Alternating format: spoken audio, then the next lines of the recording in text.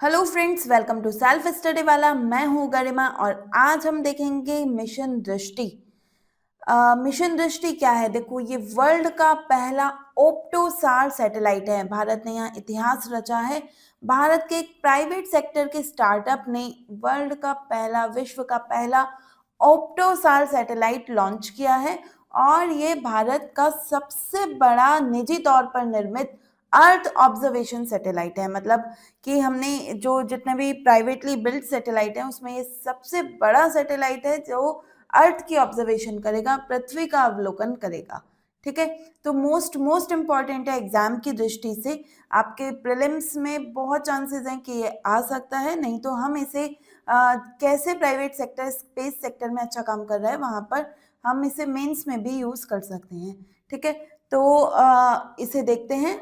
आगे बढ़ने से पहले मैं आपको एक इन्फॉर्मेशन देना चाहती हूँ। अगर आप एक अच्छी क्वालिटी का स्टडी मटेरियल देख रहे हैं, अच्छी क्वालिटी का करंट अफेयर्स की तलाश में हैं या फिर एग्जाम रिलेटेड अपडेट्स चाहते हैं, तो आप हमारे टेलीग्राम चैनल को ज्वाइन कर सकते हैं, जिसका लिंक नीचे कमेंट बॉक्स में एंड डिस्क्रिप्शन बॉक्स में दिया गया है। तो आगे बढ़ने से पहले अगर आपने अभी तक टेलीग्राम चैनल ज्वाइन नहीं किया है तो उसे ज्वाइन कर लीजिए। तो चलिए देखते हैं हमारा मिशन दृष्टि क्या है। तो देखिए, 3 मई को क्या होता है कि बेंगलुरु का एक स्टार्टअप है गैलेक्साई। ठीक है, गैलेक्साई स्पेस नाम का स्टार्टअप वो विश्व का पहला ऑप्टोसार सैटेलाइट लॉन्च करता है। कहाँ पर? लियो जो होती है, लो अर्थ ऑर्बिट।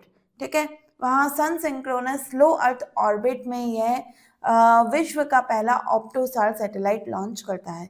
ठीक है, किसके द्वारा, कौन से रॉकेट से करता है? तो स्पेस एक्स का फाल्कन 9 रॉकेट।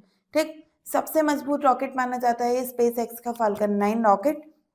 तो यहाँ से ये जो सैटेलाइट है ये लॉन्च होता है। यह है भारत का largest privately built earth observation satellite है। अब ये अर्थ ऑब्जर्वेशन सैटेलाइट्स क्या होते हैं? देखो, जो पृथ्वी का ऑब्जर्वेशन करेंगे, जैसे पृथ्वी की, ऐसे समझ सकते हैं कि फोटो क्लिक करेंगे, बताएंगे कि कौन सी चीज कहाँ पर है ना, कौन से संसाधन कहाँ पर हैं। ठीक, ऐसे में अगर हमें माइनिंग करनी है, खनन करना है, तो संसाधन कहाँ है ये पता होना चाहिए, तो उसकी जानकारी देंगे। ठीक है, खराब वेदर है और हमें रास्तों का पता लगाना है, ठीक, तो वहाँ उसकी जानकारी देंगे। ठीक है, तो अर्थ ऑब्जर्वेशन सैटेलाइट वो होते हैं जो पृथ्वी का अवलोकन करते हैं, ऑब्जर्वेशन करते हैं। ठीक, अभी तक क्या होता था, अगर हमें पृथ्वी का अवलोकन करना है तो हम दो चीजें यूज करते थे। ठीक है, या तो हम ऑप्टिकल कैमरा यूज करते थे, जैसे सिंपल कैमरा होता है, आप कैमरा सैटेलाइट में कैमरा प्लेस कर देते हो और पृथ्वी की फोटो क्लिक कर रहे हो। ठीक है, लेकिन इसमें क्या होगा, अगर मानो खराब मौसम है, ठीक, बादल आ गए हैं, स्मोक आ गया है, फॉग आ गया है, तो ऐसी स्थिति में कैमरे का जो विजन है वो ब्लॉक हो गया। अब वो पृथ्वी का अवलोकन नहीं कर पाएगा, है ना। तो ये ऑप्टिकल कैमरा ना, खराब मौसम, सही मौसम है, क्लियर स्काई है तो काम करता था, लेकिन अगर मौसम खराब है तो ऐसी स्थिति में काम नहीं करेगा। अब देखो, अगर मानो डिजास्टर मैनेजमेंट करना है ना, कहीं पे फ्लड आ गई है, कहीं पे साइक्लोन आ गया है, वहां पे भी तो हमें देखना है ना कौन चीज कहाँ पर है ना, वहां पे भी तो हमें पृथ्वी का अवलोकन करना होता है। तो ऐसी स्थिति में ऑप्टिकल कैमरा काम नहीं आ पाता। वहां पे क्या काम आता है? रडार। ठीक, तो या तो हम ऑप्टिकल कैमरा का यूज करते थे या फिर रडार का यूज करते थे। रडार में क्या होता है, हम एक सैटेलाइट लेते हैं, सैटेलाइट से कुछ रेडियो वेव्स को नीचे फेंकेंगे।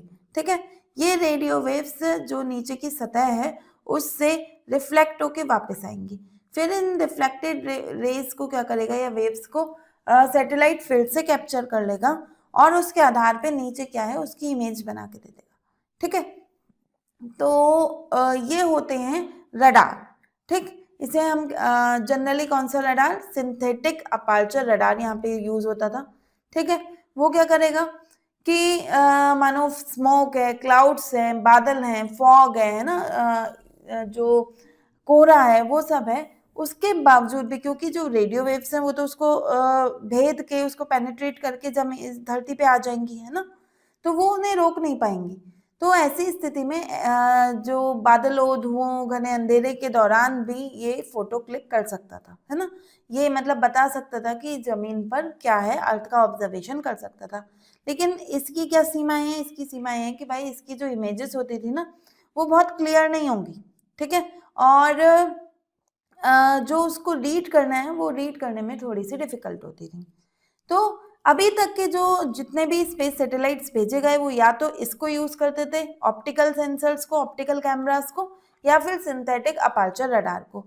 हमारे गैलेक्साई ने क्या किया कि इन दोनों को मर्ज कर दिया, इन दोनों को फ्यूज कर दिया, ठीक है, और लेकर आया है सिंक फ्यूज्ड टेक्नोलॉजी। ठीक, इनने दोनों चीजें लगा दी, इसने कैमरा भी लगा दिया, इसने रडार भी लगा दिया, और उन दोनों को फ्यूज टेक्नोलॉजी से ऐसे कर दिया कि जो भी दोनों का अलग अलग डेटा होगा वो टोटल अपने आप ही प्रोसेस होके एक क्लियर हाई डेफिनेशन इमेज में हमें मिलेगा। ठीक है, समझ पा रहे हैं ना कि पहले हम दो अलग अलग चीजें यूज करते थे अर्थ की फोटो क्लिक करने को, अब हमने उन दोनों को मर्ज कर दिया, उन दोनों को फ्यूज कर दिया, और अब हमें जो पिक्चर मिलेगी वो और ज्यादा अच्छी मिलेगी, क्योंकि अब कैमरा भी है ना, जो क्लियर इमेजेस देता है, और अब हमारे पास रडार भी है जो ऐसी जो धुएं वाली अंधेरे वाली स्थितियां हैं वहां पे भी काम करता है ना, और ये क्या करेगा, इन दोनों से जो डेटा मिला उसको एक क्लियर हाई रिजोल्यूशन इमेज में तब्दील कर देगा। ठीक है, अब यहाँ पे एक और खास काम किया है इन्होंने, गैलेक्साई ने एक नेविडिया जेटसन ऑरिन कंपनी है उसके प्लेटफॉर्म को यूज किया है ना। ये क्या करेगा, आर्टिफिशियल इंटेलिजेंस का प्लेटफॉर्म है, आर्टिफिशियल इंटेलिजेंस। ठीक है, अभी क्या होता था कि जो सैटेलाइट है उसने इमेजेस ले ली और रॉ इमेजेस जिसमें अभी कुछ पता नहीं चल रहा है वो यहाँ पे भेजी। अब यहाँ पे साइंटिस्ट क्या करेंगे, उसका विश्लेषण करेंगे, एनालाइज करेंगे और फिर हमें सटीक जानकारी देंगे।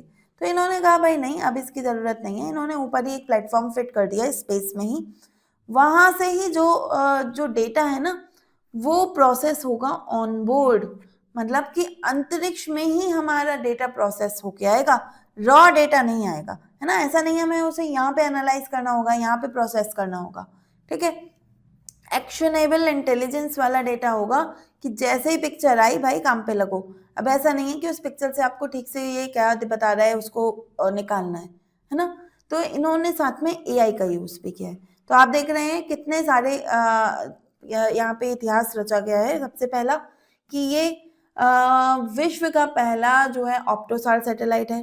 दूसरा, ये भारत का सबसे बड़ा निजी क्षेत्र का सैटेलाइट है। ठीक है, और तीसरा, इसने जो अंतरिक्ष है वहां पे मतलब उस प्लेटफॉर्म में ही क्या लगा दिया है, आर्टिफिशियल इंटेलिजेंस का सिस्टम लगा दिया है ताकि डेटा को ऑनबोर्ड ही प्रोसेस किया जा सके। ठीक, 190 किलो का सैटेलाइट है। ये मैंने आपको बता ही दिया कि सबसे largest privately developed earth observation satellite है। ठीक है, ये जो है हर लोकेशन को जिसकी इमेजेस लेगा 7 से 10 दिन में उसको रिविजिट करेगा, है ना, जैसे घूम रहे हैं ना सन सिंक्रोनस ऑर्बिट में।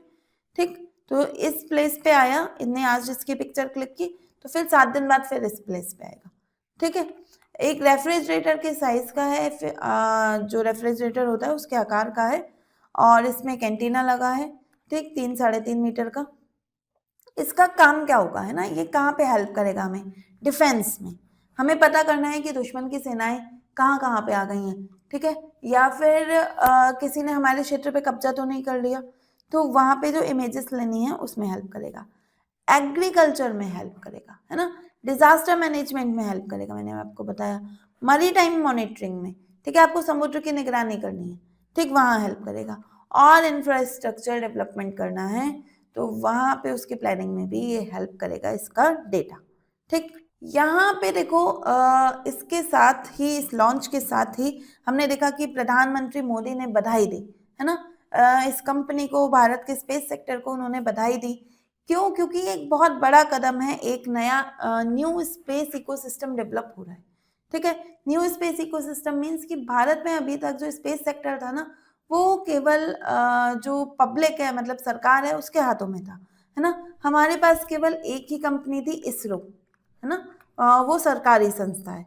ठीक है, ऐसे में हमने प्राइवेट सेक्टर को भी इसमें आने का मौका दिया और हम देख रहे हैं कि वो आए दिन जो है नए रिकॉर्ड दर्ज कर रहे हैं, है ना, तो नए नए इतिहास रच रहे हैं। तो एक अच्छा फैसला था कि जो एक नया स्पेस इकोसिस्टम है जिसमें सरकार भी हो, जिसमें प्राइवेट सेक्टर भी हो, स्टार्टअप सिस्टम भी हो, वो डेवलप हो रहा है। ठीक है, और इसमें हमारी एक जो कंपनी है इसरो की company, Indian National Space Promotion and Authorisation Centre, ठीक है, वो बहुत हेल्प कर रही है प्राइवेट सेक्टर को बिल्ड करने में। उसने उसका जो रोल है अभी हम देखेंगे, उसका रोल जो है डूअर से फैसिलिटेटर की तरह हो गया है। अभी क्या होता था, सारे काम कौन करेगा, इसरो करेगा, है ना। अब इसरो सारे काम नहीं करेगा, अब इसरो चीजों को फैसिलिटेट करेगा, है ना, आसान बनाएगा दूसरों के लिए। जैसे मैं आपको बताऊं इसमें कि इसमें जो एसएआर का जो पेलोड था ना, उसकी टेस्टिंग करनी थी इस कंपनी को, किसको, गैलेक्साई को, ठीक है। अब इसको जब टेस्टिंग करनी है तो इसरो का एक मिशन जा रहा था, ठीक, तो रॉकेट में, तो रॉकेट जो था पीएसएलवी, उसका ऑर्बिटल एक्सपेरिमेंटल मॉड्यूल, इसके तहत उन्होंने क्या किया, उस अपने एसएआर अपलोड को जो है टेस्ट कर लिया, ठीक है। अब ये क्या होता है, पोएम क्या होता है, पीएसएलवी ऑर्बिटल एक्सपेरिमेंटल मॉड्यूल क्या होता है। जैसे देखो, हमारा रॉकेट तो जा ही रहा है किसी सैटेलाइट को लेके, है ना, उसने सैटेलाइट को प्लेस कर दिया। अब रॉकेट तो वेस्ट हो गया ना, क्योंकि अभी तो हमारे पास रीयूजेबल टेक्नोलॉजी नहीं है इंडिया के पास। तो हमने क्या करा, उस रॉकेट में ही कोई और जो भी हमें एक्सपेरिमेंट करने हैं या कुछ भी, वो लगा दिया, ठीक। उसके जो जो एक स्टेज होती है, लास्ट स्टेज, वहां पे हम अपने एक्सपेरिमेंट को फिट कर देते हैं, क्योंकि वो चीज़ तो अंतरिक्ष में रहने वाली है ना, तो वहां पे वो ऑब्जर्व करके बता देगी, हमारा टेस्ट भी हो जाएगा, ठीक है। तो यहाँ पे हमने उस प्लेटफॉर्म का यूज़ किया था, और ये दिखा रहा है कि कैसे जो निजी कंपनियां हैं वो इसरो का जो एक ऐतिहासिक एक्सपेरिमेंट है, एक ढांचा है, इंफ्रास्ट्रक्चर है, उसको यूज़ कर रही है ना। तो एक बहुत बहुत अच्छा कदम, एक बड़ा कदम, जहाँ से क्वेश्चन आने के बहुत चांसेस हैं। तो देखा हमने, ठीक है। आपको कंपनी का नाम याद रखना है, गैलेक्साई, क्या क्या उसने माइलस्टोन अचीव किए हैं वो ध्यान रखना है, ठीक है। कौन सी ऑर्बिट में गया है, लियो है, सन सिंक्रोनस ऑर्बिट है, ये ध्यान रखना है। कहाँ कहाँ काम आएगा, आप इन चीज़ों को डिजास्टर मैनेजमेंट में भी यूज़ कर सकते हो, ठीक। तो देखते हैं आज का हमारा क्वेश्चन, इस क्वेश्चन का आंसर आपको देना है, ठीक, कमेंट बॉक्स में। तो क्वेश्चन है कि जो मिशन दृष्टि के दौरान नेविडिया जेटसन ऑरियन का प्लेटफॉर्म यूज हुआ है, उसका क्या काम है ना, वो क्या करेगा। सैटेलाइट प्रोपल्शन कंट्रोल करेगा, उपग्रह का जो प्रोपल्शन है उसे कंट्रोल करेगा, real time onboard AI processing करेगा, डीप स्पेस कम्युनिकेशन करेगा, या सोलर एनर्जी ऑप्टिमाइजेशन करेगा, ठीक है। जो भी है, आपको क्या लगता है इसका आंसर क्या होगा, हमने अभी डिस्कस किया है, आप मुझे बताएंगे कमेंट बॉक्स में। और इसी तरह की इम्पोर्टेंट खबरों के लिए जो एग्जाम रिलेटेड हैं, एग्जाम के लिए मोस्ट इम्पॉर्टेंट हैं, सेल्फ स्टडी वाला से जुड़े रहिए। अभी तक चैनल सब्सक्राइब नहीं किया है तो सब्सक्राइब कीजिए, और वीडियो पसंद आया हो तो उसे लाइक कीजिए। Thank you.